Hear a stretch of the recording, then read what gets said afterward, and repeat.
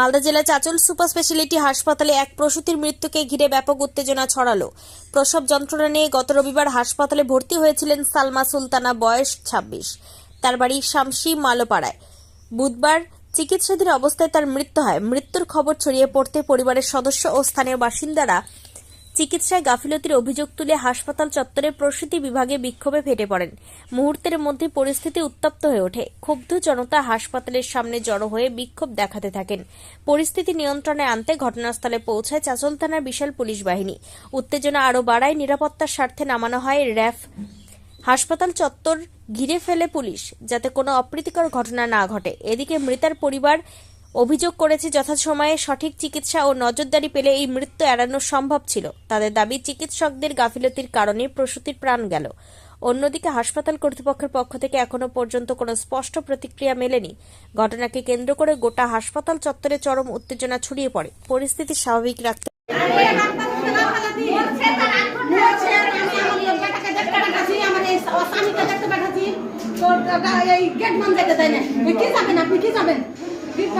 ডাক্তারের চিকিৎসার গাফিলতিতে মারা গেল।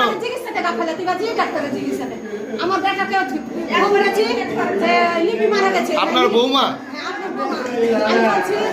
আপনারা থানায় অভিযোগ করবেন?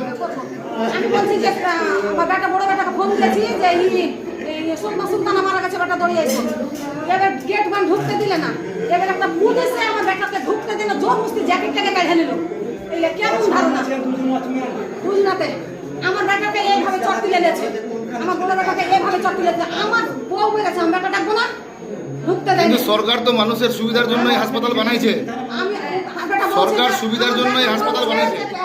মারা গেছে, তবু আমার বেটার কাছ থেকে পুলিশের জ্যাকেটকে ঢেলে নিলে এইভাবে চট তুলে নিয়েছে। কেন এগুলো হবে? কি বলছে? তাহলে এই অমানবিক দিকগুলো কি জানাবেন মুখ্যমন্ত্রীকে? আমি সব সমাধি বলছি যে আমি করবো, সিজার করবো, যত টাকা লাগবে আমি দিব, যত ব্লাড লাগবে আমি দিব। নাই না করে আমি 10টা লোক নিয়ে এসেছি ব্লাড দল লেগে, এলাও করে না ডাক্তার, এলাও করে না। কি নাম আপনার? আমার নাম ডাক্তার আসলো, ডাক্তার এসে খালি এটা আমি চোখে দেখিনি, শোনা কথা, পেটটা চাপন দিকে সমস্যা পেশেন্টটার দম চলে গেছে।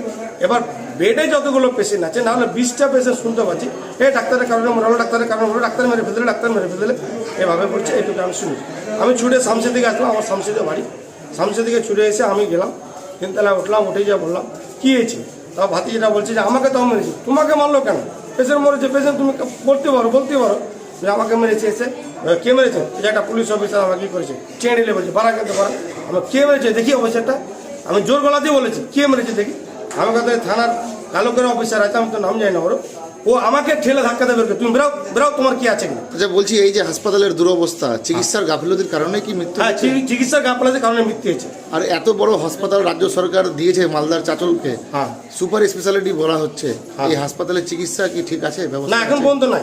এবার বাইরে এসে আমি আরো 5-7 জনের মুখে শুনলাম, পেশেন্ট পার্টির মুখে, বললো যে দাদা আমাদেরও কেসে, আমাদেরও ট্রিটমেন্ট হচ্ছে না, আমাদেরও ট্রিটমেন্ট হচ্ছে, আমাদেরও পেশেন্ট পড়ে আছে 2 দিন থেকে।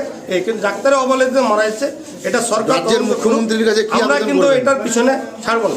রাজ্যের মুখ্যমন্ত্রীর কাছে কি আবেদন করবেন? আমরা এটা ছাড়বো না, যেন পরবর্তী নেক্সটে ভালো এটাতে আমরা কেস মামলা যা করতে হয় এর সিদ্ধান্ত দেখে আমরা ছাড়বো। এটা নবান্নতে যদি পাঠাতে হয় চিঠি, তাও পাঠাবো।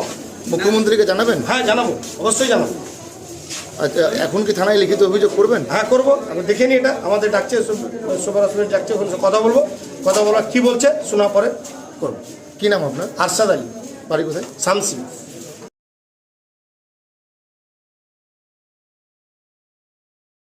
আপনার পরিবারের কোনো সদস্য কি নেশা বা দীর্ঘদিন ধরে মানসিক রোগের মতো সমস্যায় ভুগছেন?